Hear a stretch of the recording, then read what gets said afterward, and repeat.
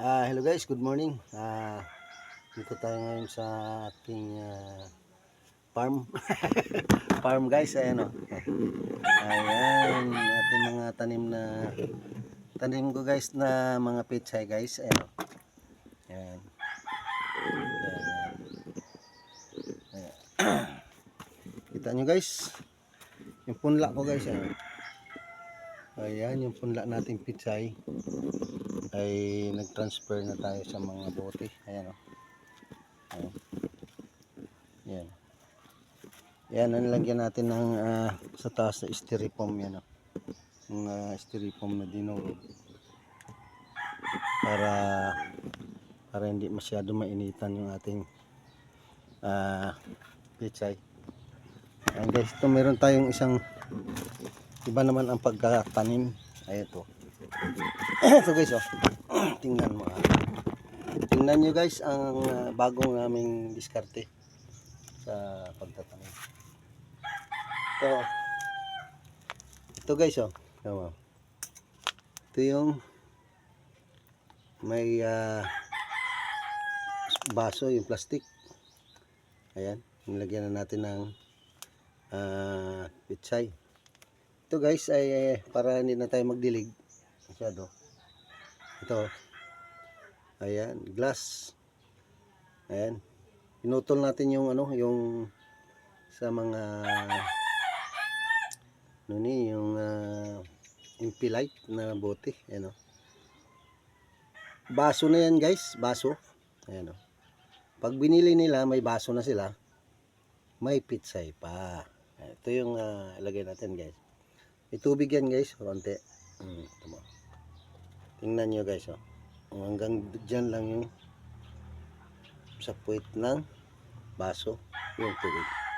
Ganyan lang guys para di na tayo magdilig. Okay. Ayan yan o. Ito yun na yan.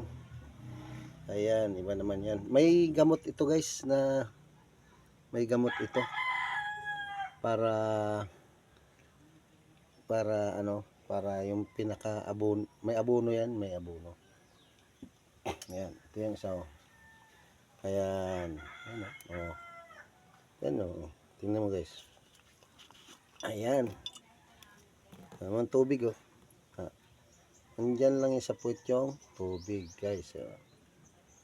Hanggang dyan lang yan sa puwit ang tubig. Ayan. Okay. Ayan yan. May gamot na yan guys para hindi na wag ka na magdilig. Isang beses mo lang diligan ito. At libre na. Tuloy-tuloy na. Ayan pa oh. Lalagyan natin yan guys ng ito yung mga baso niyan. Ayan o.